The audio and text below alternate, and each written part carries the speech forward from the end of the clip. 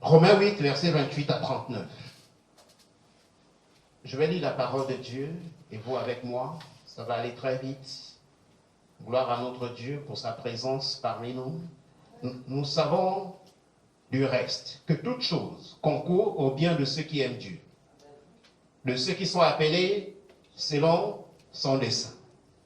Car ceux qu'il a connus d'avance, il les a aussi prédestinés à être semblables à l'image de son Fils, afin que son Fils fût le premier-né entre plusieurs frères.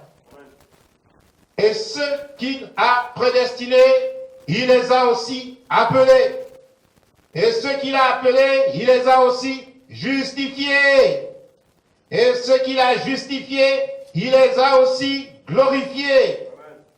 Verset 31. Que dirons-nous donc à l'égard de ces choses? Si Dieu est pour nous, qui sera contre nous?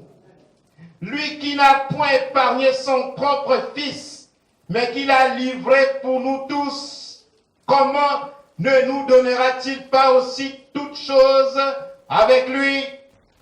Qui accusera les élus de Dieu? C'est Dieu qui justifie. Qui les condamnera? Christ est mort, bien plus. Il est ressuscité, il est à la droite de Dieu, il intercède pour nous. Qui nous séparera de l'amour de Christ? Ah Seigneur, serait-ce la tribulation, ou l'angoisse, ou la persécution, ou la faim, ou la nudité, ou le péril, ou l'épée? Selon qu'il est écrit, c'est à cause de toi qu'on nous met à mort tout le jour. Qu'on nous regarde comme des brebis destinées à la boucherie. Mais dans toutes ces choses, nous sommes plus que vainqueurs par celui qui nous a aimés. Car j'ai l'assurance que ni la mort, ni la vie, ni les anges, ni les dominations, ni les choses présentes, ni les choses à venir, ni les puissances, ni la hauteur, ni la profondeur, ni aucune autre créature ne pourra nous séparer de l'amour de Dieu manifestant Jésus-Christ notre Seigneur. Que Dieu bénisse sa précieuse parole. Ah oui, voilà ce que l'Église est appelée à attendre, à écouter un dimanche matin. C'est ça. Pas des fables, mais des choses qui sont écrites, des choses qui nous rassurent, des choses qui nous consolent. Le titre c'est « Je ne suis pas allé le chercher très loin », c'est « Rien ne peut nous séparer de l'amour de Christ ». Rien ne peut nous séparer de l'amour de Christ. Ce titre doit apparaître à l'écran, je suppose. C'est un texte biblique qui défie l'entendement de l'homme naturel. Ce que nous venons de lire. Le texte biblique là défie notre entendement, ou défie l'entendement de l'homme naturel. Parce que ce qui est écrit, tu ne peux pas comprendre ça de façon naturelle. L'homme naturel pose la question, pourquoi je souffre si vraiment Dieu m'aime? C'est ça. Si Dieu m'aime, pourquoi je souffre? C'est la question de l'homme naturel. C'est une question humainement légitime. Mais l'homme spirituel, celui qui est conduit par l'Esprit de Dieu, il pose une autre question. Il dit, qui nous séparera de l'amour de Christ? Oh! Serait-ce la tribulation, ou l'angoisse, ou la persécution, ou la faim, ou la nudité, ou l'épée, ou le péril? Et il ajoute, verset 37, mais dans toutes ces choses, nous sommes plus que vainqueurs par celui qui nous a aimés. Ah bon? Donc vous êtes vainqueurs malgré la tribulation? Oui. C'est ce que ça veut dire. Donc vous êtes vainqueur malgré l'angoisse. Oui. Malgré les persécutions, malgré la faim, malgré la nullité, le péril, l'épée. Oui. Et il ajoute verset 38, car j'ai l'assurance que ni la mort, ni la vie. C'est des paroles très fortes. Hein? Ouvrez les oreilles spirituelles. Et ni les anges, ni les dominations, ni les choses présentes, ni les choses à venir, ni les puissances, ni la hauteur, ni la profondeur, ni aucune autre créature ne pourra nous séparer de l'amour de Dieu manifesté en Jésus-Christ, notre Seigneur. Les amis, écoutez encore une fois pour toutes. J'ai pris l'habitude de prêcher sur cette orientation doctrinale qui est profondément biblique.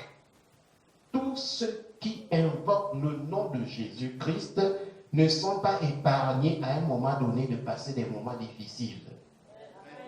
Il faut comprendre ça. Mais ces moments difficiles ne sont pas synonymes de l'abandon de Dieu. Ça ne veut pas dire que Dieu t'a abandonné. Élie le prophète a connu ces moments. Job, Jean-Baptiste. Pour ceux qui ne lisent pas la Bible, pour s'abreuver souvent des fables, ils pensent que les moments difficiles, c'est le révélateur que Dieu ne t'aime pas. Nous sommes nombreux là où nous sommes là ce matin. Même si l'heure est avancée, de penser que les difficultés dans lesquelles tu te trouves, c'est la preuve que Dieu ne t'aime pas. Si on t'a dit ça, on t'a menti. On t'a menti. Ce n'est pas parce que tu passes des moments difficiles que Dieu ne t'aime pas. Écoute ça une fois pour toutes. Même les questions que je désire que vous posiez souvent, je souhaiterais qu'elles soient beaucoup plus fondées sur ce que je déclare du haut de ce pupitre. Ce n'est pas parce que tu passes des moments difficiles que Dieu ne t'aime pas. Le texte que nous venons de lire montre exactement le contraire. Il y a un homme de Dieu qu'on appelle David dans la Bible. Il est allé jusqu'à déclarer que même si je traverse la vallée de l'ombre de la mort, je ne crains aucun mal, car Dieu est avec moi. Ah bon, jusque dans la vallée de l'ombre de la mort, Dieu est avec toi? Oui. Si Dieu est avec toi jusque dans la vallée de l'ombre de la mort, ce n'est pas parce que tu n'as pas mangé hier que Dieu n'est pas avec toi.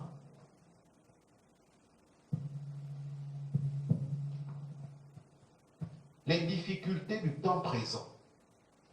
Si on vous a dit que ça va disparaître, on vous a menti aussi. Je ne peux pas vous donner aujourd'hui un message destiné à vous bercer d'illusions. Ce n'est pas la mission que j'ai reçue du Seigneur. Mais à ouvrir vos yeux sur l'amour inconditionnel de Dieu pour ses enfants. Dieu sait que ces choses-là ont une date de fin. C'est que si tu n'as pas mangé aujourd'hui, tu mangeras demain. Si tu n'as pas mangé demain, tu mangeras après-demain. Et si tu ne manges pas, même si tu meurs, un jour tu seras appelé au festin des noces de l'agneau. Ce jour-là, tu prendras part parce que tu seras un élu et tu auras demeuré dans la foi malgré les tribulations. Parce que ces choses-là ne peuvent pas te séparer de l'amour de Dieu. Ça ne peut pas te séparer de l'amour de Dieu. Vous savez, s'il fallait que je me fie à ce que je ressens, à ce que j'entends, à ce que je vois, à ce que je vis, j'aurais peut-être même laissé l'affaire de pastorat là. J'aurais abandonné, jeté l'éponge. Il y en a qui l'ont fait. Mais je suis conscient, convaincu que quelle que soit la situation dans laquelle je me trouve, quelle que soit l'angoisse, quelle que soit la contrariété, quelle que soit la déception, rien ne peut me séparer de l'amour de Dieu. L'homme naturel ne peut pas comprendre ça. Vraiment, je prie que tu fasses partie de ces gens-là qui ont le Saint-Esprit pour comprendre ces réalités-là. Parce que Le monde naturel ne peut pas comprendre le message que je prêche là. Parce qu'on nous a fait croire que l'abondance, c'est un baromètre de l'amour de Dieu. C'est faux. L'homme de Dieu qui prêchait disait que vous voyez les grosses voitures qui vont au travail tous les matins là, c'est les chrétiens. Hein? C'est le révélateur, c'est le baromètre de l'amour de Dieu. Non. Tu peux ne rien avoir. Il faut que vous compreniez ça. Essayons de grandir. Tu peux ne rien avoir et Dieu t'aime plus même que celui qui en a. Parce que les gens retournent dans le monde, les gens sont découragés, les gens sont fatigués, les gens sont capricieux, les gens sont... Parce que ils cherchent des choses que les païens cherchent et quand ils ne les ont pas, ils sont déçus, ils sont découragés. Parce que pour eux, Dieu ne les aime pas. Pire, Dieu n'existe pas.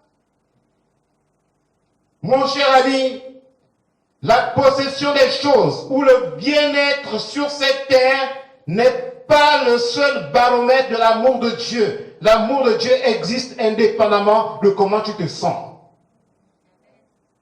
Est-ce que les gens comprennent ce que je dis ce matin? Si tu es malade, ça ne veut pas dire que Dieu ne t'aime pas. Lazare a été malade. Il est même mort. Vous savez comment on appelle Lazare dans la Bible? L'ami de Jésus. Ah bon? Donc l'ami de Jésus peut aussi tomber malade, oui. Tu es l'ami de Jésus. Tu peux tomber malade. Mais attention, ce n'est pas parce que tu es tombé malade que l'amour de Dieu est infime pour toi. Quand l'Église ne comprend pas ces choses, on ne peut pas aller à une dimension supérieure. L'apôtre Paul a dit dans Romains 8, 18 que j'estime que les souffrances du temps présent ne sauraient être comparées à la gloire à venir qui sera révélée pour nous. Ça veut dire quoi? Qu'il n'y a aucune... On ne peut pas mettre en balance les difficultés du moment et la gloire à venir. Je ne sais pas pourquoi vous venez à l'église. Parfois, je suis tenté de vous poser la question de façon individuelle. Hé, frère, toi, tu viens pourquoi? Ta sœur, tu viens pourquoi? Qu'est-ce qui justifie ta présence aujourd'hui à l'église? Qu'est-ce que tu cherches? Si c'est le bonheur tel que le monde le conçoit, tu risques d'être déçu. Le bonheur que Dieu nous donne, c'est un bonheur que le monde ne peut pas comprendre. C'est-à-dire, même dans le besoin, ton cœur est toujours dans la joie. Même dans la maladie, ton cœur est dans la joie. C'est vrai, nous avons la nature humaine. Parfois, c'est vrai, on peut s'attrister. Mais lorsque tu te souviens que Dieu est avec toi, parce que une autre version de la Bible que j'ai lue par rapport à ce que j'ai énoncé tout à l'heure dit, celui qui t'a appelé est tout près de toi. Il est tout près de toi. Dieu est tout près de toi. Mais si tu penses que c'est juste pour les messages de l'Église, tu ne grandiras pas. Tu ne grandiras pas. Il n'y a pas une situation sur la terre que tu es appelé à traverser qui soit au-delà du pouvoir du Dieu qui t'a conduit ici ce matin. Il n'y a rien. S'il te plaît, comprends ça. Si au moment où je prêche, tu vois que le diable est en train de faire passer d'autres idées dans ta tête, demande à Dieu de prier pour toi. Jésus-Christ de prier pour toi, pour que tu puisses comprendre ce que Dieu désire que tu comprennes ici ce matin. Il est bien, lorsque la parole de Dieu passe, d'être dans une attitude de prière. Parce que si tu ne pries pas, pour toi la prédication c'est un instant comme les autres et rien ne se passe. Vous avez écouté le témoignage de la sœur qui parlait tout à l'heure. Cette prédication, 99% l'ont écouté. Et c'était même la deuxième fois ou peut-être la troisième fois que je prêchais sur ce message. Il y a des gens qui sont dans des situations similaires et qui n'arrivent pas à les quitter parce que le cœur n'est pas ouvert quand la parole de Dieu passe. Et tu risques de rester dans ta prison, et mourir dans cette prison-là. Or, Dieu ne nous a pas appelés à la mort, mais plutôt à la vie. Mais la vie, c'est la parole de Dieu. Donc, c'est un instant privilégié où tu dois te concentrer. Tu dois demander à Dieu, Seigneur, donne-moi l'esprit de compréhension de ta parole comme tu l'as révélé à ton serviteur. Pour que quand je sortirai d'ici, je tire le meilleur profit de ce que tu voulais que je puisse apprendre de toi. Sinon, tu vas te fatiguer. Vous savez pourquoi les gens viennent à l'église? Dimanche, ils sont là. L'autre dimanche, ils trouvent des fausses raisons. Vous savez même, je sais, à part les personnes qui voyagent là, beaucoup d'autres personnes ne viennent pas au culte pour des fausses raisons. Et Dieu connaît le cœur de chacun de nous. Dieu connaît nos cœurs. Il est de mon devoir de vous le dire. Dieu connaît ton cœur. Ce que tu penses en cet instant précis, Dieu sait. Moi, je ne sais pas. Dieu connaît le cœur de l'homme. Qu'est-ce qui traverse ton cœur au moment où la parole de Dieu est en train de passer? Parce que le diable aussi fait un travail. Pendant que la parole passe, lui, il t'injecte d'autres pensées contraires à celles de la parole. C'est le travail de l'ennemi. Donc tu dois être concentré et tu dois être en prière. Il y a un homme de Dieu qui s'appelle Job dans la Bible. Beaucoup le connaissent. Quand cet homme a été dépossédé de tout ce qu'il avait comme bien, de la terre, pour lesquels beaucoup ne sont pas présents ici ce matin. Il y en a qui ne sont pas là aujourd'hui, là où on parle, qui ne sont pas venus à cause des biens de la terre. Et nu, je retournerai dans le sein de la terre. L'Éternel a donné, l'Éternel a ôté, que le nom de l'Éternel soit béni. Et il est dit, en tout cela, Job ne pécha point et n'attribua rien d'injuste à Dieu. C'est les biens que Job avait.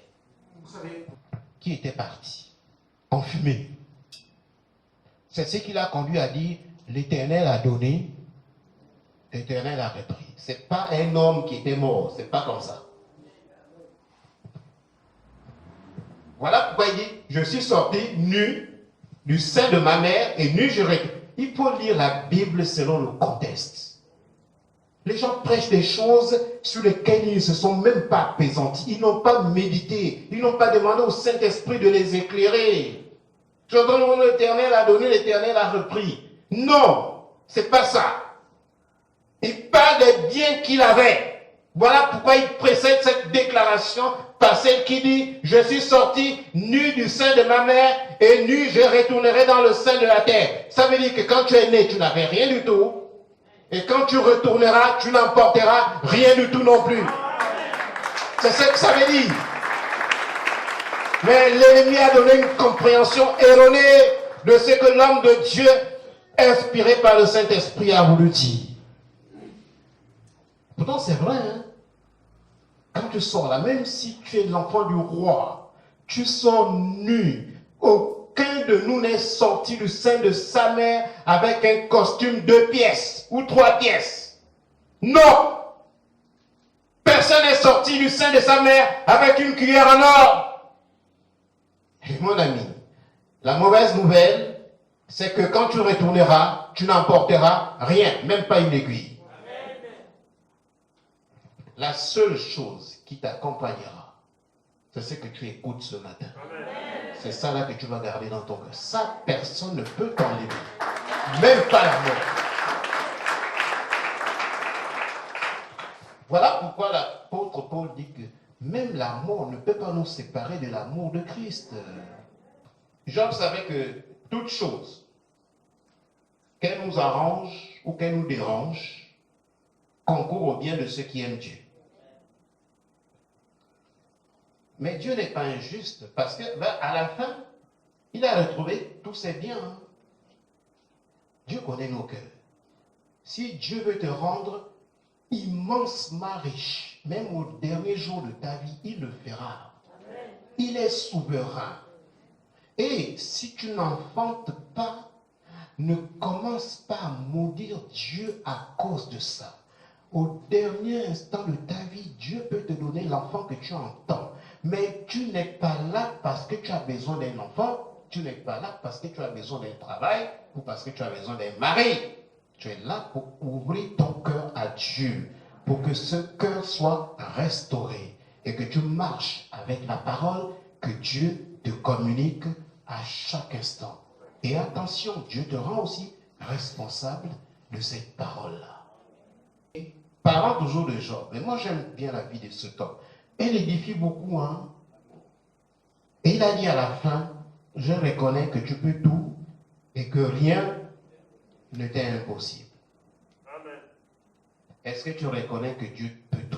Amen. Et que rien ne lui est impossible? Amen. C'est les paroles qu'un homme de même nature que nous a déclarées malgré la détresse dans laquelle il s'est trouvé. Tu dois pouvoir confesser également ce type de paroles. Je reconnais que tu peux tout et que rien ne t'est impossible. C'est quand tu reconnais que les choses impossibles deviennent possibles. Mais si tu ne reconnais même pas, tu ne confesses rien de ce qui est écrit, comment l'impossible qui te pourrit la vie pourra devenir possible? Par quel miracle? Si Dieu est pour nous, qui sera contre nous? Oh, quelle belle déclaration. Si Dieu est pour nous, qui sera contre nous? Tu dois pouvoir dire, si Dieu est pour moi, qui sera contre moi? Tu peux rentrer, peut-être que tu n'as pas écouté, tu n'as pas compris tout ce que j'ai dit là, c'est trop compliqué pour toi. Mais garde au moins ça. Quand tu vas rentrer, tu vas dire, tu répètes toujours dans ton cœur, que si Dieu est pour moi, qui sera contre moi? Parce qu'on ne peut pas tout recevoir. Hein? Il y a des choses que tu ne dois pas rater. Si Dieu est pour nous, qui sera contre nous? Vous savez, je me suis maintenu jusqu'à ce jour à cause de la parole que je prêche. C'est vrai, hein? Peut-être que je ne serai plus là. Et je sais que si Dieu est pour moi, qui sera contre moi? Et rien ne peut m'arracher de la main de mon Dieu. Rien. Rien ne peut m'arracher de la main de Dieu. Rien. Avant, j'avais un peu peur des choses. Tu vois le hibou, tu commences à avoir peur. Non. Il y a des gens qui ont encore peur des hiboux ici. Je le sais, quand je regarde vos visages. Je vous le dis sincèrement. Hein. Vous savez, quand tu as Dieu avec toi, tu n'as peur de rien. Amen. Tu n'as peur de rien. Même si on te dit, traverse un cimetière à 4 heures du matin, tu vas traverser parce que Dieu est avec toi. Il faut être sûr que tu es sauvé. C'est ça le point de départ. Le vrai problème de l'Église, c'est que les gens viennent s'asseoir sans avoir le salut. Et lorsque tu n'as pas encore été régénéré, tu n'as pas encore reçu le Saint-Esprit, tout ce qu'on dit à l'Église, c'est des discours au même titre que des discours politiques. Il faut naître de nouveau.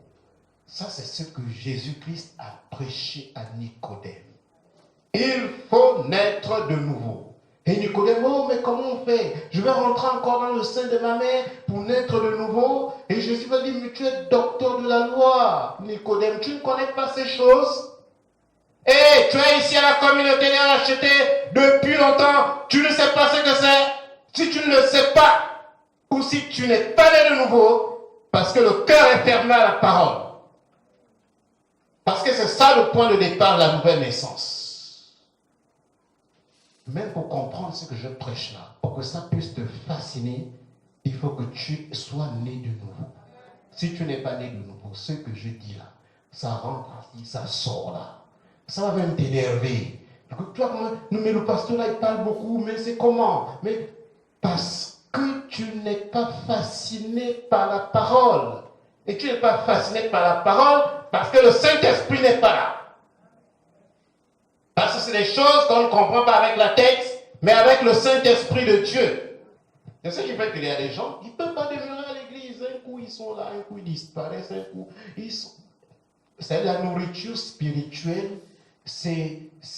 Pour eux, c'est de la boue. Ce qui est bien, c'est les cotises avec le riz. Est-ce que quelqu'un peut me dire là qu'il préfère la parole de Dieu à un plat de cotises? Non, il ne faut pas mentir. Ne soyez pas émotionnels. Vous savez, nous aimons beaucoup plus notre corps physique que notre âme. C'est la parole de Dieu qui est en train de nous ouvrir les yeux et de nous recadrer.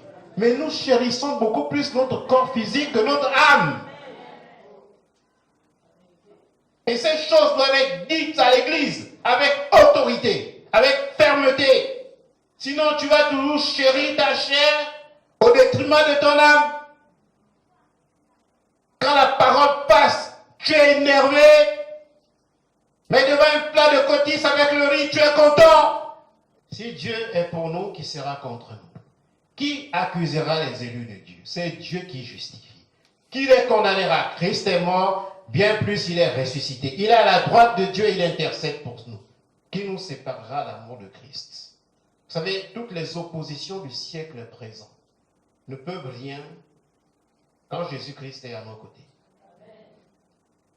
Quel que soit ce que tu subis, quel que soit ce que tu vis, tout cela ne peut. Vous savez, au moment où je suis en train de parler, l'esprit est en train de... Je vous le dis, moi je ne suis pas un prophète. Je n'ai pas un ministère de prophète. Je n'ai pas un ministère de docteur, je n'ai pas un ministère d'apôtre, j'ai un ministère de pasteur. Mais je sais qu'au moment où je suis en train de parler, la parole que je suis en train de libérer, pour beaucoup, c'est comme l'eau qui est mise sur le dos d'un canard. Ça ne rentre pas.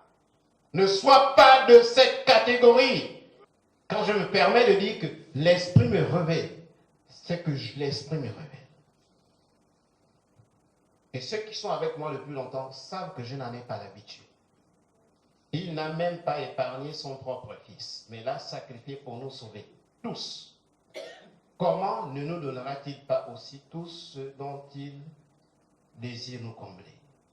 Qui osera accuser les élus de Dieu? Dieu lui-même les déclare justes et les acquitte.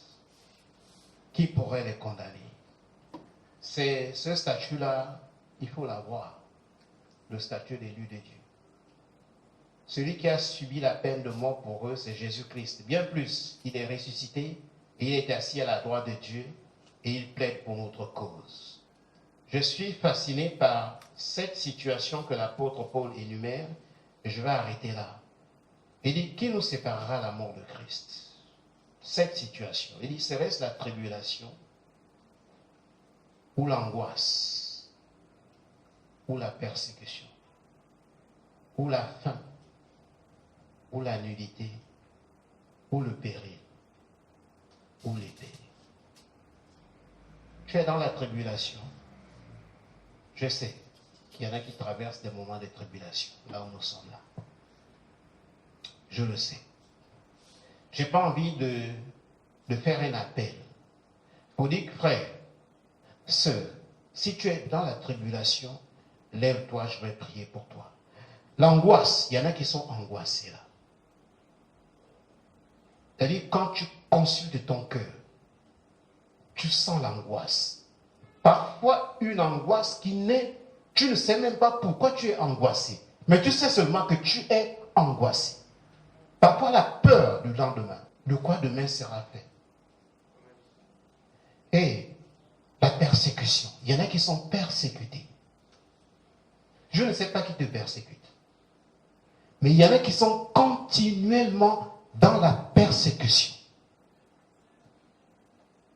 Il y en a qui sont persécutés par leur mari. Il y en a qui sont persécutés par leur patron.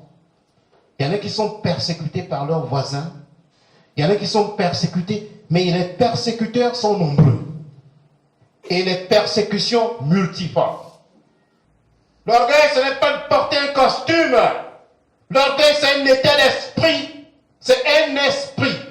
Attention, l'orgueil précède la chute.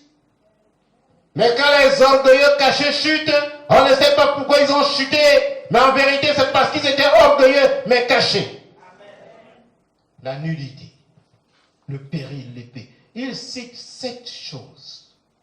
Et il dit que ces choses-là ne peuvent pas nous séparer de l'amour de Dieu. La tribulation, l'angoisse, la persécution, la faim, la nudité, le péril, l'épée. Ces choses ne peuvent pas nous séparer. Et rentre chez toi le cœur tranquille. La situation dans laquelle tu te trouves, qui te dépasse là, ne te séparera jamais de l'amour de Dieu. Manifesté en Jésus-Christ, notre Seigneur et notre Sauveur. Rentre en paix. Que Dieu bénisse sa parole. Gloire à toi, Seigneur. Gloire à toi, notre Père et notre Dieu.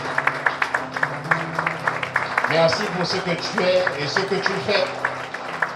Seigneur, notre cœur est en paix. Notre cœur est dans la joie, ô Dieu.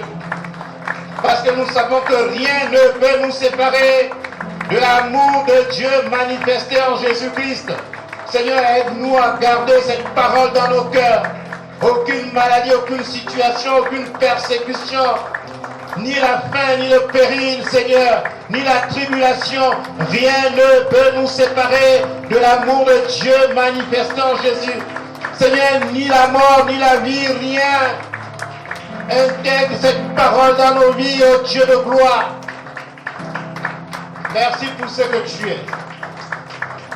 Merci pour ce que tu fais, Seigneur. Ne permets pas que nous baissions les bras, Seigneur. Nous ne voulons pas baisser les bras. Nous voulons aller jusqu'au bout. Jusqu'au bout de cette bataille. Jusqu'au bout de ce chemin merveilleux que tu as tracé devant nous. Seigneur, même lorsque l'ennemi fera rage, Seigneur, nous aurons la conviction que tu es avec nous et nous irons jusqu'au bout de cette bataille, Seigneur. Ne permets pas, ô Dieu, que le diable vienne nous omnibuler, Seigneur, nous faire miroiter ce qui nous fera renoncer à notre vocation céleste. Père, je prie pour moi-même, je prie pour la communauté que tu as placée sous ma responsabilité. Seigneur, qu'aucun ne se perd, mais que tous, Seigneur, puissent ce jour-là entendre ta voix, dire, bon et fidèle serviteur, rentre dans la joie de ton maître. Seigneur, sinon rien n'aura servi à passer tout le temps que nous passions ici. Je t'en prie, notre Père et notre Dieu.